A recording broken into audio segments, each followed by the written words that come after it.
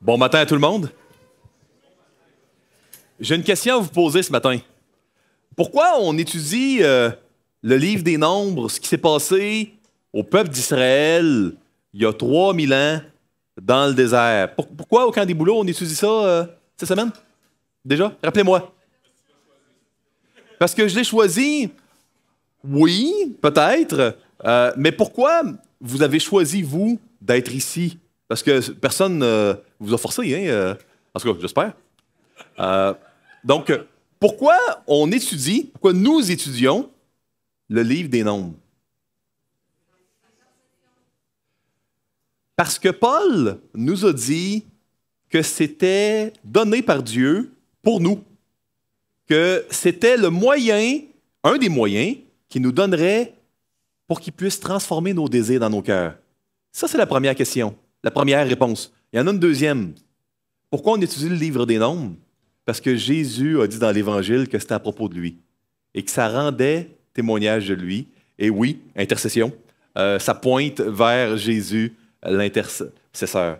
Donc, je commence par un petit mot de prière et on plonge. C'est l'unique message où il y a deux chapitres, donc, et c'est deux longs chapitres, mais je crois que c'était pour moi là, un must de voir le chapitre 13-14, parce que c'est là où le sort de la première génération a été scellé. Donc, c'est un chapitre extrêmement important dans le livre des Nombres. On va être un peu plus pressé, peut-être, dans la quantité de textes que dans le reste de la semaine, mais je crois que ça vaut vraiment la peine. Prions. Seigneur Jésus, merci pour ta parole qui rend témoignage de toi. Merci parce que tu ne nous as pas laissés seuls avec nos cœurs tortueux. Tu nous as donné, Seigneur, un outil vivant, puissant, incisif, qui peut pénétrer jusqu'au plus profond de notre cœur pour faire ta rédemption. Puis on veut juste te dire un grand merci, Seigneur. Sois béni, sois loué. Dans le nom de Christ, Amen. Donc, Nombre 12, un petit chapitre qu'on va sauter. Ce chapitre-là raconte une histoire de famille, une histoire de chicane de famille. Vous savez, Marie, ou Myriam dans certaines versions, la grande sœur de Moïse, qui en a pris soin quand il était bébé, elle a peut-être oublié le rôle que l'Éternel avait donné à Moïse. Et puis, elle s'est mise à faire de la médisance envers Moïse. Moïse, à ce moment-là, avait pris une femme éthiopienne. Bon, est-ce que son épouse précédente était décédée? C'est pas mentionné dans le texte. Dans certaines versions, ça va être une femme cushite, donc une éthiopienne. Et puis, il semble que ça soit seulement un prétexte. Puis, elle se met à faire de la médisance. Aaron a embarqué un peu, mais c'était surtout Marie. Comment on le sait, le verbe est au féminin, même si c'est Aaron et Marie dans le texte hébraïque. Et puis, elle fait de la médisance en disant « Hey, c'est pas juste par Moïse que Dieu a parlé, c'est par moi aussi. » Puis, elle oublie que c'est Dieu qui décide. Puis, il donne des rôles. C'est pas les mêmes rôles à tout le monde. Et puis, c'est pas une question qu'un est meilleur que l'autre. C'est Dieu qui décide. Elle va avoir la lèpre. Mais qu'est-ce qu'il va avoir qui va enlever la lèpre? Intercession. Moïse va prier, il va démontrer beaucoup de grâce. Dieu va exaucer, mais elle va être impure, comme le Lévitique nous l'enseigne, durant 7 jours dans le désert. Le célèbre rabbin juif Jacob Milgram, qui est un des spécialistes de renommée mondiale pour le Lévitique, le Nombre, il fait remarquer quelque chose. Je pense qu'il a raison, moi je suis d'accord avec lui. Le 40 ans n'a pas commencé. On s'en va vers le pays promis.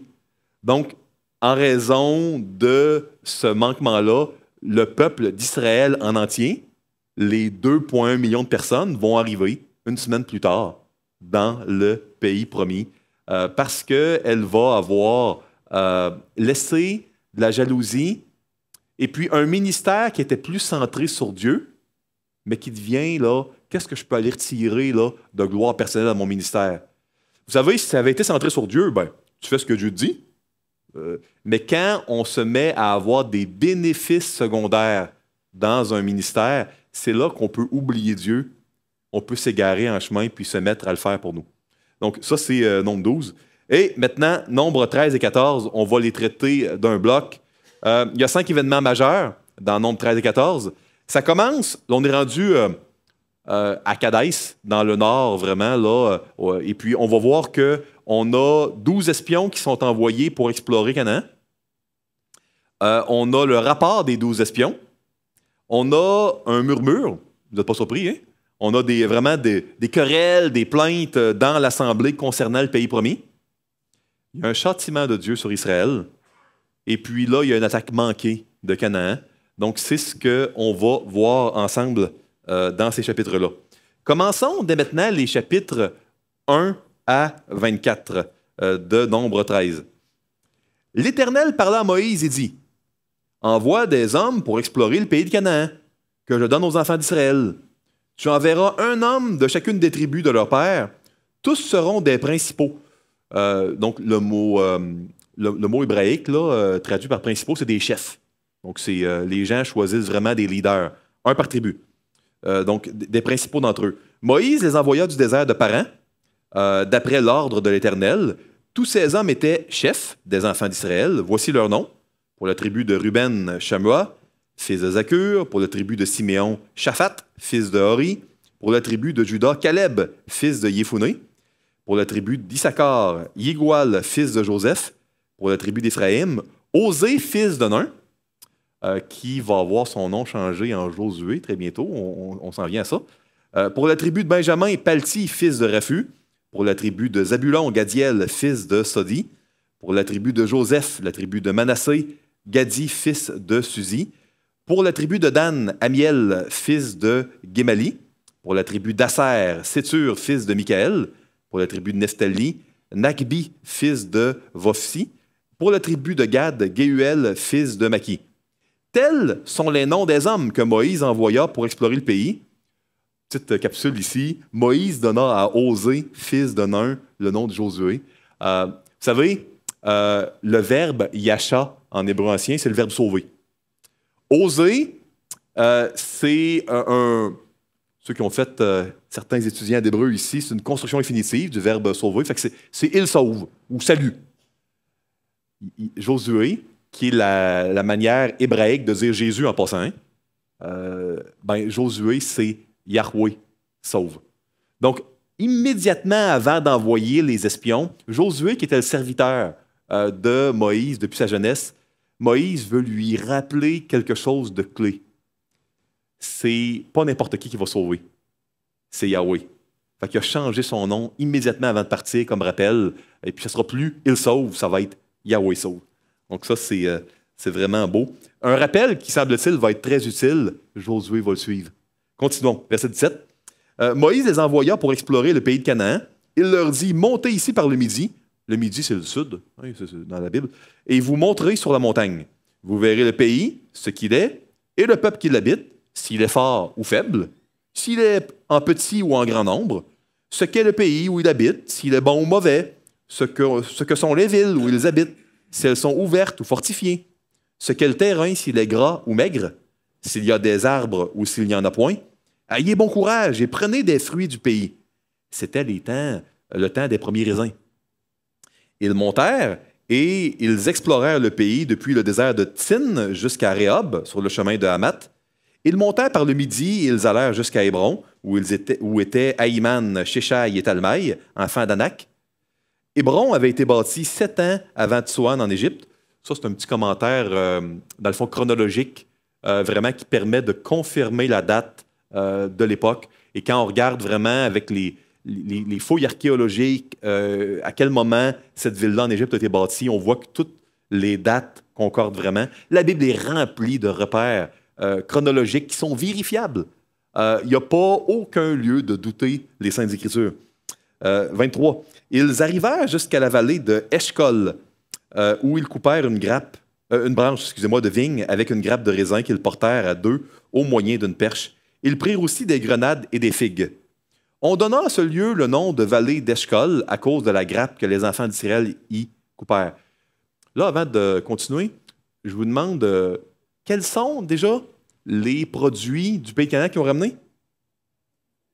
Des raisins, des figues et des grenades. Donc, raisin, figue, grenade, c'est les produits qu'on a ramenés. Hein? Rappelez-vous-en, s'il vous plaît, ça va être utile dans d'autres prédications qui s'en viennent. Raisin, hein, grenade et figue. Parfait. Donc, ça, c'est ce qu'on voit dans ce test-là de foi qui a été fait. Vous voyez ici, donc, le Sinaï est en bas, là.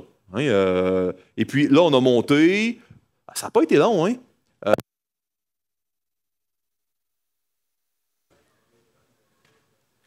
Un, deux, un, deux. Ah, ça va. Donc, le peuple a monté vraiment jusqu'en haut, ici, dans le désert de Tine. Et là, durant 40 jours, il a vraiment visité jusqu'au nord. Là. Regardez, ça, c'est la mer de Galilée, là, où il y a Nazareth, là, plusieurs années plus tard. Donc, tout le pays a été visité en 40 jours. Donc, comprenez qu'on est dans la deuxième année. Là. Donc, les 38 autres années, là, c'était pas nécessaire. Il aurait pu, dès la deuxième année, arriver et prendre le pays promis. Vous me suivez, hein? Parfait. Et là, on voit une carte. Je vous pose la question, pourquoi on envoie des espions espionner? Ça sert à quoi? Est-ce que c'était pour déterminer si on allait prendre le pays promis? Bien non. C'est sûr que non. C'était pour ça que Dieu les avait sauvés. On a été espionner le pays pour tester puis fortifier la foi. Parce que en espionnant le pays, puis en voyant que le pays, il est bon, c'est un pays où coule le lait et le miel, ça permet aux gens de dire « Yahweh tient toujours ses promesses. Il vous l'avait promis, regardez, c'est le cas. Voici les raisins, les grenades, les figues. » Maintenant, oui, il va y avoir des soldats qui sont forts, et des géants même. Il y a même ceux qui ont lu Genèse 6, là, il y avait des géants avant le déluge. Il y en avait probablement moins grands, là, mais d'autres géants après le déluge. Ceux qui ont lu 1 Samuel 17, vous vous souvenez de notre ami Goliath, probablement pas notre ami, qui était très grand. Donc, il y avait encore des géants à cette époque-là, et ils en ont vu, mais c'est pas grave, parce que Yahweh tient toujours ses promesses. Donc, le fait de voir la beauté du pays, puis les obstacles, ben, ça va nous permettre d'être fidèles, puis notre foi va en être augmentée, et c'est important, parce que, souvenez-vous, Dieu a libéré les enfants d'Israël d'Égypte, mais leur cœur n'était pas encore libre. Donc, ça va permettre de fortifier la foi. Vous me suivez, hein? Ça fait du sens? Donc, c'est pour ça qu'on envoie des espions, pas pour déterminer si on va obéir ou pas. Donc, on teste la foi. Pourquoi je vous raconte tout ça? Ben, un, c'est dans le texte, et puis deux, c'est parce que Dieu fait la même chose avec nous. Lisez Jacques chapitre 2, là, vous allez voir que c'est vraiment le même principe. La foi qui n'a pas aucune œuvre, là, qui n'est pas participative, c'est une foi que Jacques, c'est une inspiration divine, va appeler morte. C'est pas la foi qui sauve de Paul, là. C'est une foi qui ne sauve pas. La vraie foi, elle va être fortifiée, tout comme les dons spirituels, soit dit en passant, par la pratique. Vous me suivez, hein? Donc ça, c'est vraiment important. Nous, dans nos vies, on ne doit pas aller de l'avant pour tester si on va suivre Dieu ou pas, mais pour fortifier notre foi par obéissance et par confiance. Hein, la foi, c'est pas juste dire « je crois » puis chanter des cantiques. C'est les mettre en pratique. Puis, aujourd'hui, j'ai intitulé mon message, hein, les vrais géants, là, ils ne sont pas dans le pays, ils sont dans notre cœur, parce qu'à la fin de la journée, là, ce qui va avoir stoppé les enfants d'Israël, ce n'est même pas les géants. C'est la peur. C'est la peur qui va être dans leur cœur. Maintenant, je vous lis les versets 25 à 33. Ils furent de retour de l'exploration du pays au bout de 40 jours. 40 jours, c'est le temps que la pluie, dans Genèse 7, déluge 40 jours. On a parlé de notre ami Goliath. Combien de temps il a été nargué les enfants d'Israël? 40 jours. Combien de temps Jésus va aller pour le test au début de son ministère? 40 jours. Donc, 40 jours est souvent dans les Écritures une période que Dieu va utiliser pour tester. Un test que Jésus, lui, va réussir là où les anciens Israélites ont échoué. Donc, si je veux terminer dans les temps, on n'est même pas 14, hein? Continuons. Ils furent de retour d'exploration du pays au bout de 40 jours. À leur arrivée, ils se rendirent auprès de Moïse et d'Aaron et de toute l'assemblée des enfants d'Israël à Kadès, dans le désert de Paran. Ils leur firent un rapport ainsi qu'à toute l'assemblée et ils leur montrèrent les fruits du pays. Voici ce qu'ils racontèrent à Moïse. Nous sommes allés dans le pays où tu nous as envoyés. À la vérité, c'est un pays où coule le lait et le miel, et en voici les fruits. Jusqu'ici, ça va bien. On confirme ce que Dieu avait promis. Mais le peuple qui habite ce pays, il y a le mais, est puissant. Les villes sont fortifiées, très grandes. Nous y avons vu des enfants d'Anak. Des géants, ça, des enfants d'Anak. Les Amalécites habitent la contrée du Midi. Les Hétiens, les Jébusiens et les Amoréens habitent la montagne. Et les Cananéens habitent près de la mer et le long du Jourdain. Caleb fit taire le peuple qui murmurait contre Moïse. Il dit, « Montons, emparons-nous du pays, nous y serons vainqueurs. » Mais les hommes qui étaient allés avec lui dirent, « Nous ne pouvons pas monter contre ce peuple, car il est plus fort que nous. » Et ils décrièrent devant les enfants d'Israël le pays qu'il avait exploré. Ils dirent, « Le pays que nous avons parcouru pour l'explorer est un pays qui dévore ses habitants. Tous ceux que nous y avons vus sont des hommes d'une haute taille, et nous y avons vu des géants, enfants d'Anak, de la race des géants. Nous étions à nos yeux et aux leurs comme des sauterelles. » Donc ici, on a vraiment une peur qui modifie le discours. Au début, on a vu quelques personnes, c'était un bon pays. Là, à la fin, c'est que des géants. Et puis, à tel point, là, à la fin, ça n'a plus de sens. On est comme des sauterelles. Avez-vous vu un humain puis des sauterelles? Ça ne fait pas de sens. Puis, à nos yeux, on était comme des sauterelles. Puis là, les 10 espions, ils disent même, à leurs yeux, on était comme des sauterelles. Comment ils peuvent savoir ce que eux, les Cananéens, pensent? Ils ne peuvent pas. Voyez-vous comment? Il n'y a plus aucune logique, il n'y a plus de rationalité. La peur vient s'en mêler. Et puis, dans un test, il y a évidemment des obstacles. Hein?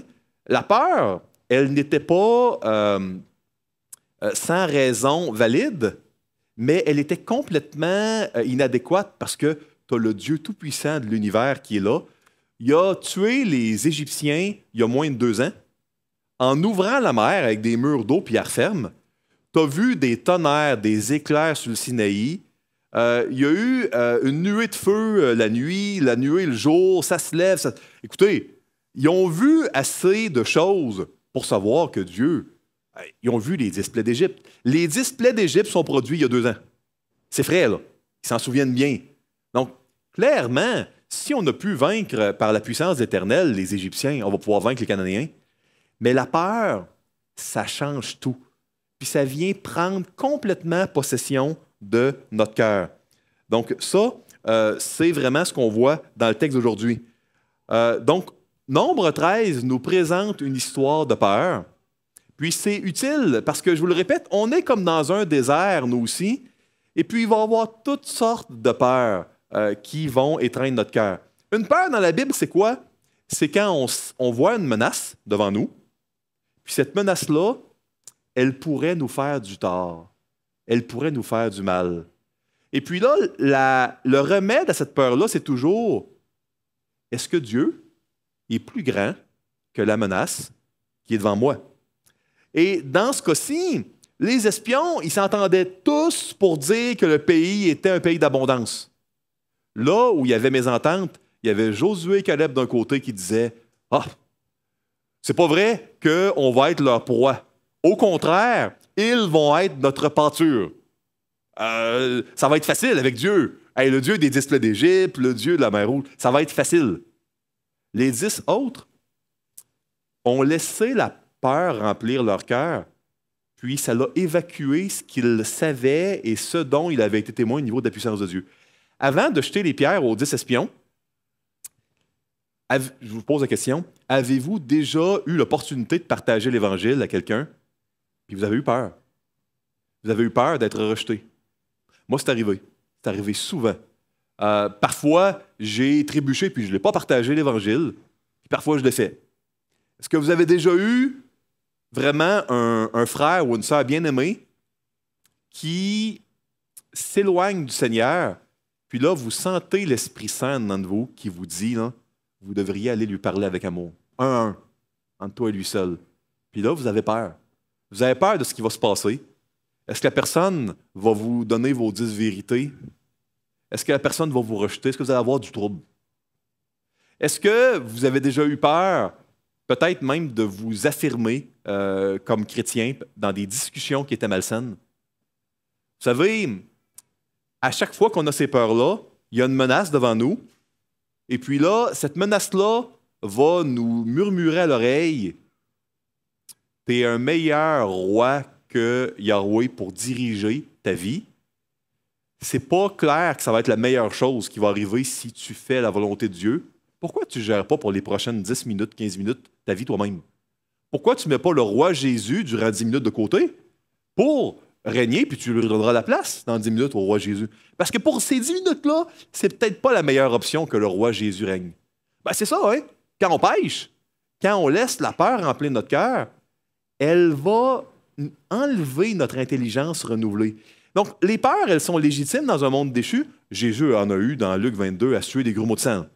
Qu'est-ce qu'il faut faire quand la peur vient nous visiter? Il faut aller à Dieu comme Jésus l'a fait. Il faut aller à Dieu pour pas que notre cœur soit envahi par la peur puis qu'on voit plus clair. Donc, on voit un peu ce qui s'est passé. En passant, il y a des fouilles archéologiques de l'époque qui ont excavé des villes. La ville de Hazar, là, on a une ville là, qui a à peu près 40 000 personnes de cette époque-là, okay? Et avec des murs là, qui étaient jusqu'à 7 mètres d'épaisseur. Donc, à l'époque, comprenez que les enfants d'Israël n'ont pas de fer. Ils ont un peu de bronze, mais surtout des pierres et du bois.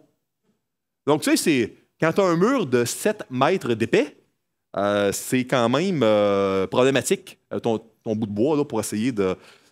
donc, comprenez que c'était épeurant. Des villes ouvertes, c'est une chose. Des villes fermées, c'en est une autre.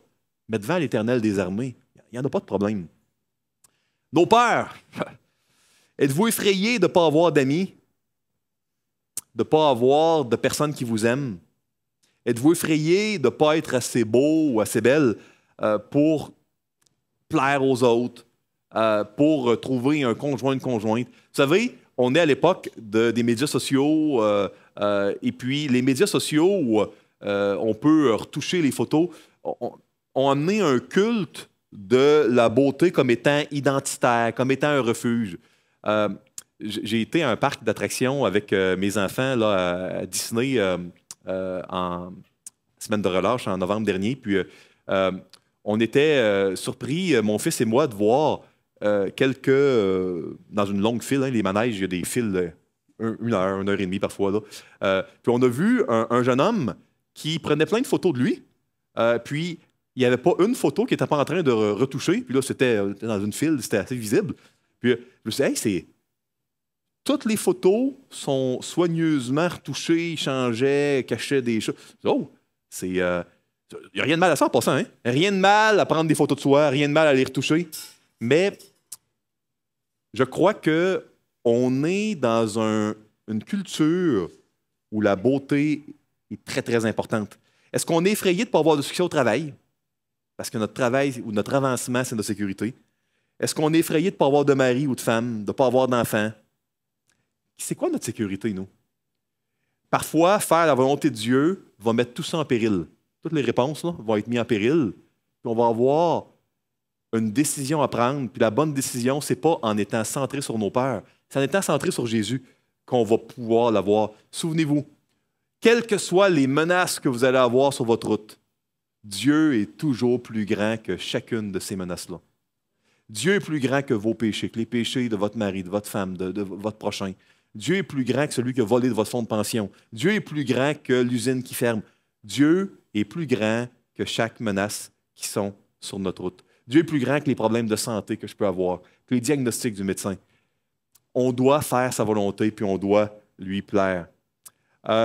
Versets 1 à 10, maintenant, on tombe dans le chapitre 14 et ça se corse. Toute l'assemblée éleva la voix. C'est plus seulement les 10 espions, hein? Toute l'assemblée. Et poussa des cris, et le peuple pleura pendant la nuit. Donc, vous savez, c'est émouvant de voir des larmes.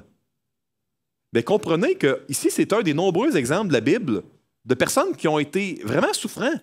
Il y a eu une tristesse authentique, mais qui était malsaine et pécheresse. On peut pleurer parfois et que ce soit vraiment des pleurs malsains centrés sur notre péché. On voit ça également dans 1 Samuel, quand le peuple pleure là, parce que les gens ont attaqué, Nakash a attaqué Yabès en Galade. On voit ça à plusieurs endroits. Tous pleurs ne doivent pas être évalués moralement de la même manière. Je continue. Tous les enfants d'Israël murmurèrent contre Moïse et Aaron, et toute l'assemblée leur dit, hein, c'est pas certain, hein, c'est tout. Toute l'assemblée leur dit, que ne sommes-nous morts dans le pays d'Égypte? Ou que ne sommes-nous morts dans ce désert? Pourquoi l'Éternel nous fait-il aller dans ce pays où nous tomberons par l'épée, où nos enfants et nos petits-enfants deviendront de proie? Ne vaut-il pas mieux pour nous retourner en Égypte? Et ils se dirent l'un à l'autre, nommons un chef et retournons en Égypte. Moïse et Aaron tombèrent sur leur visage en présence de toute l'assemblée réunie des enfants d'Israël. Et parmi ceux qui avaient exploré le pays, Josué, fils de Nun, et Caleb, fils de Yéphoné, déchirèrent leurs vêtements. Et ils parlèrent ainsi à toute l'assemblée des enfants d'Israël. Le pays que nous avons parcouru pour l'explorer est un pays très bon, excellent. Si l'Éternel nous est favorable, il nous mènera dans ce pays et nous le donnera. C'est un pays où coule le lait et le miel. Pas littéralement, c'est une expression de l'époque qui voulait dire très, très riche, très, très bon, d'abondance. 9. Seulement, ne soyez point rebelles contre l'Éternel et ne craignez point, voyez-vous, et ne craignez point les gens de ce pays, car ils nous serviront de pâture. Ils n'ont plus d'ombrage pour les couvrir. L'Éternel est avec nous. Ne les craignez point. Toute l'assemblée parlait de les lapider. Parce qu'ils ne veulent pas les ramener en Égypte. Ils veulent servir ce Yahweh-là. Bon, on les tue, on nomme un autre chef, on retourne. Toute l'assemblée parlait de les lapider lorsque la gloire de l'Éternel apparut sur la tente d'assignation devant tous les enfants d'Israël. Donc, ici, on voit que... Mettez-vous, il y a 2,1 millions de personnes. Mettez-vous dans la peau de Caleb et de Josué. Peut-être que vous auriez été tenté... Moi, j'aurais été tenté, je vous le confesse, hein, de dire, bon, j'ai fait le rapport, j'ai eu la foi, on va rester de côté, j'ai pas été hypocrite, j'ai été fidèle, on va voir ce qui va se passer. Hey, t'as 2,1 millions de personnes, là, puis non, on va y aller, vous avez tort. Puis là, les gens commencent à être agressifs, puis ils veulent te lapider en même temps, toi aussi. Puis ils continuent. C'est ce qui s'est passé.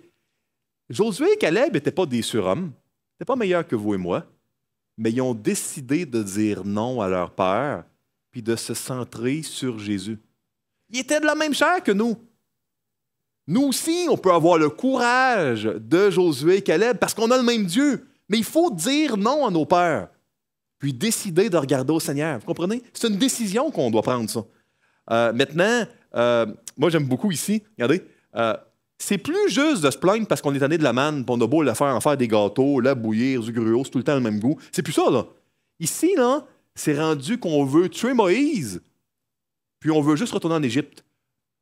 Écoutez bien ça, ça c'est important. On préfère mourir que de faire ce que Dieu te demande. C'est pas logique. Le pire qui aurait pu arriver, c'est de mourir dans le pays promis. Mais là, ils préfèrent mourir loin de Dieu que de mourir dans le plan de Dieu. Le péché fait ça dans nos cœurs, dans mon cœur, dans votre cœur. Si on lui laisse de la place, il va vouloir nous amener à faire des choix aussi fous que de préférer mourir à suivre Dieu par faire sa volonté. Puis ça, ce péché-là va avoir le même effet dans notre cœur. Ils veulent retourner en Égypte, ils étaient durement opprimés. Puis bon, on voit là, le jeu de mots être une proie versus une pâture. J'en ai parlé tantôt. Je vous lis les versets 11 à 38 maintenant.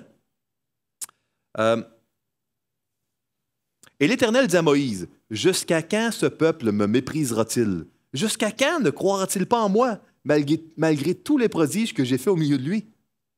Je le frapperai par la peste et je le détruirai, mais je ferai de toi une nation plus grande et plus puissante que lui. » Puis là, on voit encore l'intercession. Vous allez toujours la voir. L'intercession est toujours là.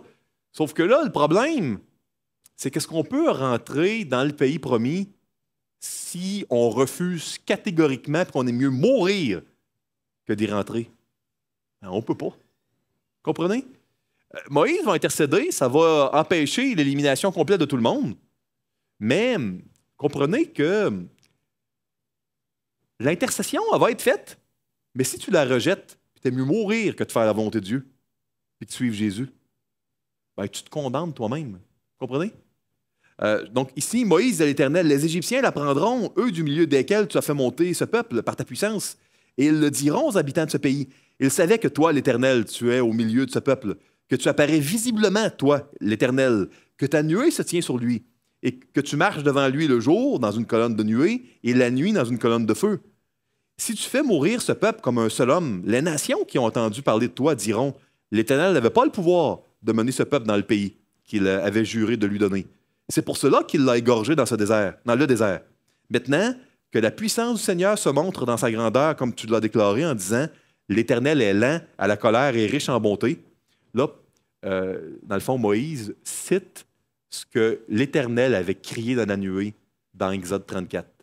Il va intercéder avec foi en se basant sur qui Dieu est.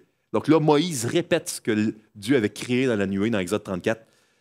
L'Éternel est lent à la colère et riche en bonté. Il pardonne l'iniquité et la rébellion, mais il ne tient point le coupable pour l'innocent. Et il punit l'iniquité des pères sur les enfants jusqu'à la 3e et la 4e génération. Pardonne l'iniquité de ce peuple, selon la grandeur de ta miséricorde. Comme tu as pardonné à ce peuple depuis l'Égypte jusqu'ici. Et l'Éternel dit, je pardonne comme tu l'as demandé. Mais je suis vivant, et la gloire de l'Éternel remplira toute la terre. Tous ceux qui ont vu ma gloire et les prodiges que j'ai faits en Égypte et dans le désert, qui m'ont tenté déjà 10 fois, et qui n'ont point écouté ma voix, tous ceux-là ne verront point le pays que j'ai juré à leur père de leur donner. Tous ceux qui m'ont méprisé ne le verront point. Et parce que mon serviteur Caleb a été animé d'un autre esprit, et qu'il a pleinement suivi ma voix, je le ferai entrer dans le pays où il est allé, et ses descendants le posséderont. Les Amalécites et les Cananéens habitent la vallée. Demain, tournez-vous et partez pour le désert, dans la direction de la mer Rouge. L'Éternel parla à Moïse et à Aaron et dit, « Jusqu'à quand laisserai-je cette méchante assemblée murmurer contre moi? J'ai entendu les murmures des enfants d'Israël qui murmuraient contre moi. Dis-leur, je suis vivant, dit l'Éternel. Je vous ferai ainsi que vous avez parlé à mes oreilles. Vos cadavres tomberont dans ce désert, vous tous dont on a fait des dénombrement en vous comptant depuis l'âge de 20 ans et au-dessus, et qui avez murmuré contre moi. Vous n'entrerez point dans le pays que j'avais juré de vous faire habiter, excepté Caleb, fils de Yéphoné, et Josué, fils de Nun. Et vos petits-enfants, dont vous avez dit ils deviendront de proie, je les y ferai entrer, et ils connaîtront le pays que vous avez dédaigné.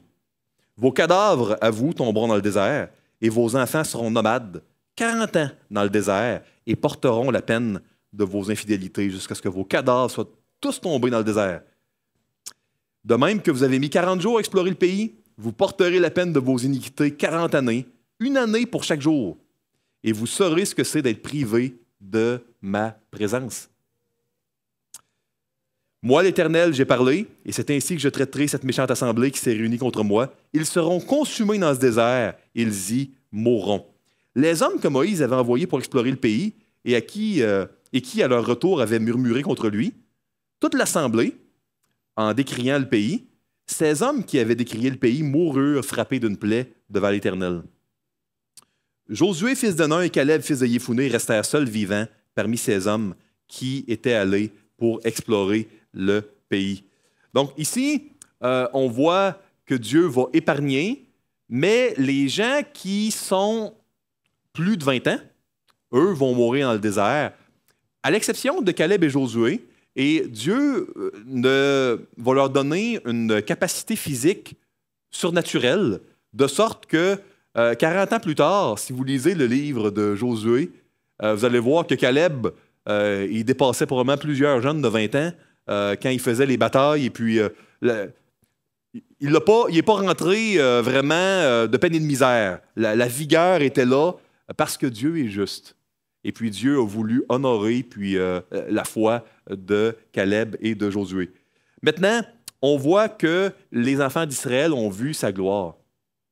Vous savez, Jésus dans l'Évangile a dit que tous les péchés n'avaient pas une gravité égale. Ah, l'état de pécheur, il est égal. Que tu fasses un petit péché ou un grand péché, tu as la perdition. Mais Jésus a dit que Capernaum, Chorazin, Bethsaïda vont être jugés plus sévèrement que Sodome et Gomorrhe au jour du jugement. Pourquoi Jésus dit cela? Ben, parce qu'il y avait plus qu'Abraham, il y avait plus que Moïse, il y avait plus que Salomon. c'était Jésus qui était là. Si tu as rencontré le Seigneur, puis tu as vu dans ton histoire comment il t'a gardé, ça te rend responsable. Hein? Ces gens-là qui ont vécu les 10 plaies d'Égypte, puis la mer Rouge ouvrir, puis les nuées, ils étaient responsables. Ça les a endurcis à un autre niveau. Si toi, tu as grandi dans une famille chrétienne, tu connais la parole de Dieu, puis tu laisses la peur vraiment détourner ton cœur, l'endurcissement que tu vas subir peut être encore plus important que si tu avais peu de connaissance de la bonté de Dieu. Au verset 31, on voit que les enfants, eux, qui étaient supposés mourir à la conquête de Canaan, ben, eux, ils vont bénéficier du pays promis, mais ils vont devoir vivre des conséquences de leurs parents. Dieu, dans sa souveraineté, permet qu'on vive souvent les conséquences des péchés des autres, puis nos péchés ont des conséquences sur les autres, mais Dieu est souverain sur ça.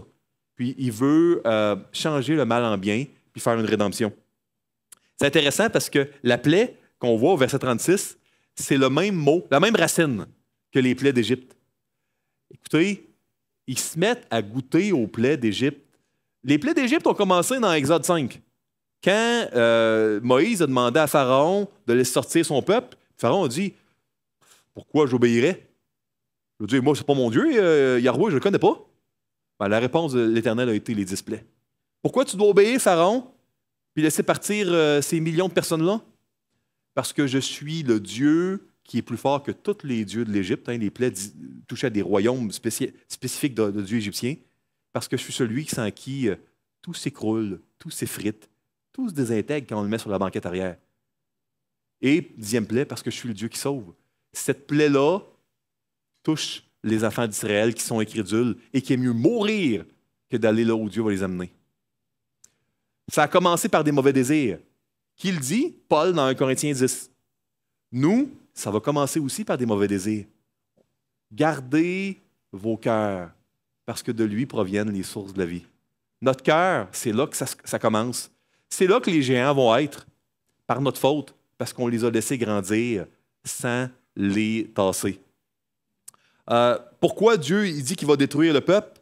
Il est omniscient. Pourquoi on n'est pas tout de suite arrivé à ben non, il ne le détruira pas, parce qu'il sait à l'avance qu'il ne le détruira pas, etc. Parce que Dieu veut souligner l'intercession. C'est pas que Dieu change d'avis, d'un point de vue, comme un humain le ferait, mais Dieu veut souligner l'intercession. C'est pour ça qu'il nous dévoile un peu l'impact de l'intercession qu'il y a eu. Vous savez, dans la 2e épître de Paul aux Thessaloniciens, on voit là que c'est quoi le feu du jugement? Ben, c'est l'absence de Dieu. L'enfer éternel, c'est un endroit où Dieu va manifestera pas sa présence.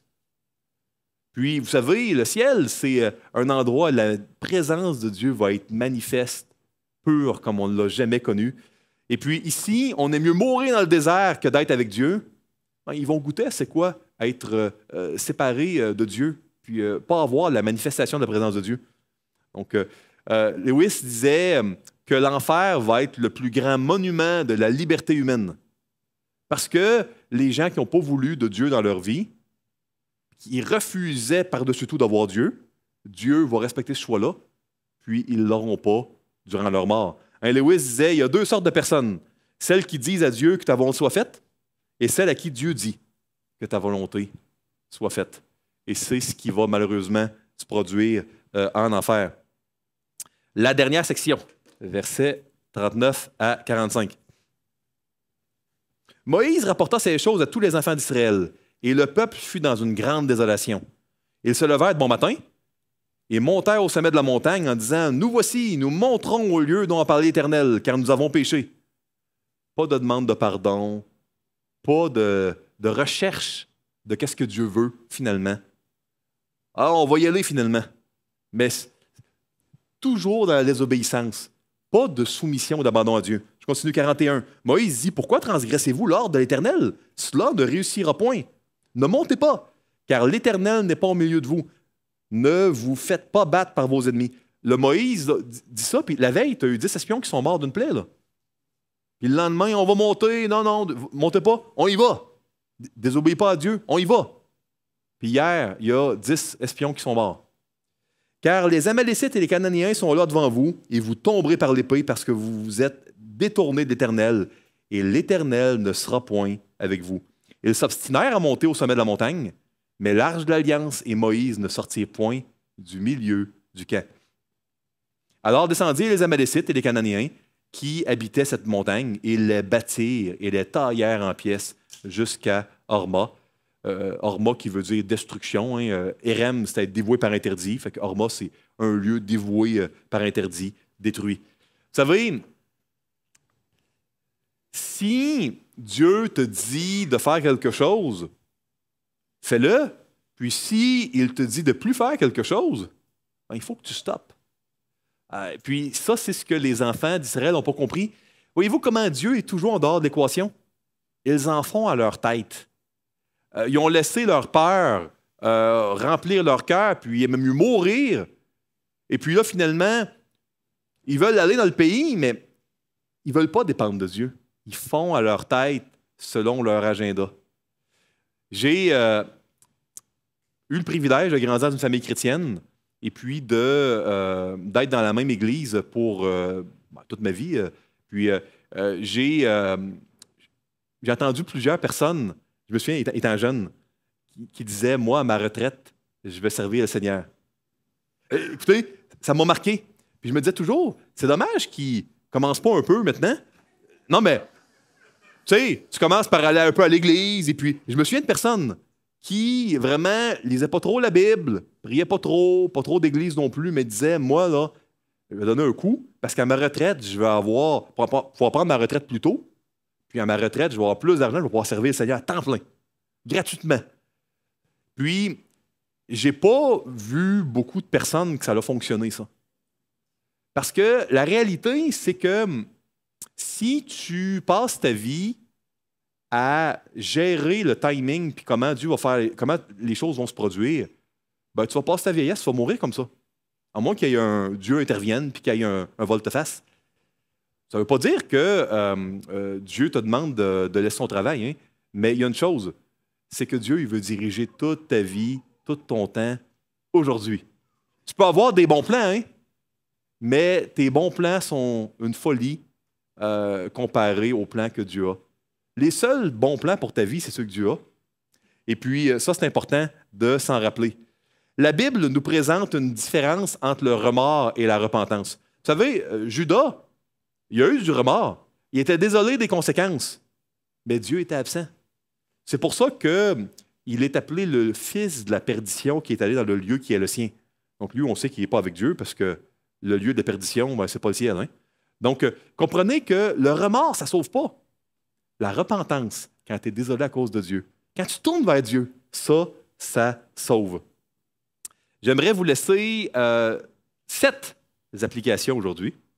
2 chapitres, fait que double application. Hein?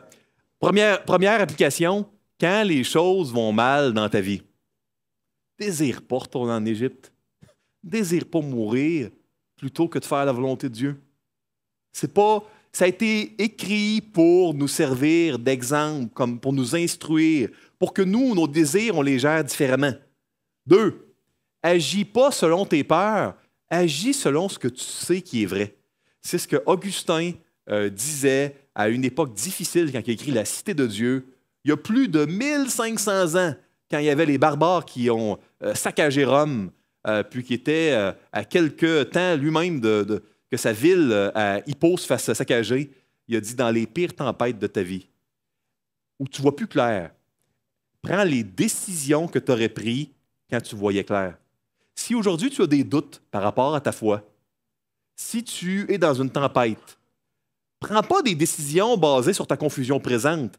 Prends les décisions que tu aurais prises juste avant la tempête quand tu voyais clair. Agis selon ce que tu sais qui est vrai. 3, prends la décision d'affronter tes peurs tôt, rapidement, avant qu'elles ne deviennent trop grandes. Puis la seule personne qui est plus forte que n'importe quelle menace qui va être devant toi, c'est Jésus-Christ. Lui, il est plus grand, il est plus fort. On a mentionné hier qu'il était plus fort que tous tes désirs. Bien, il est plus fort également que toutes les menaces, que tous les ennemis, que tous les géants qui sont devant toi ou qui sont dans ton cœur. 4, de quelle conversation te nourris-tu? Est-ce que toi, tu aimes te tenir avec les 10 espions ou avec des Josué et des Caleb? Je veux revenir à ça, hein, parce qu'on est dans une période où, encore une fois, tes proches, ce que tu vas nourrir ton cœur, ça va être ton filet de sécurité. Sois prudent avec comment tu vas utiliser ton temps libre, avec tes amis, avec les vidéos que tu regardes sur Internet, avec les relations que tu cultives sur les médias sociaux. Sois prudent et aie du discernement. Tout n'est pas mauvais.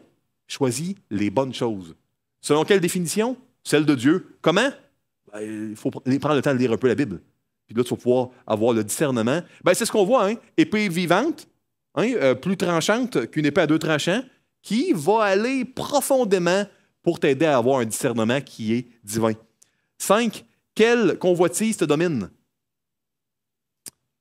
Est-ce que tu veux gérer ta vie toi-même? 6. Suivre Dieu, ça veut dire avancer dans la direction qui te pointe, malgré tes peurs. Et ça t'aide à avoir une foi qui est grandissante. C'était le but de pourquoi Dieu a envoyé les espions. La foi de Josué et de Caleb a été grandie. Celle des 10 espions, il n'en reste plus rien. Là. Ils ont été tués par la plaie. Donc, comprenez que la même épreuve peut te faire grandir ou pas. Si tu es dans un mariage difficile, une église locale où c'est difficile, ça peut te faire grandir ou ça peut t'endurcir. Ça va dépendre de si tu mets Jésus là-dedans ou si tu vis ça sans Jésus. 7, il ne faut pas regarder aux autres. Tu peux te laisser influencer par les bonnes choses, mais il faut toujours regarder à Jésus. Prions, s'il vous plaît.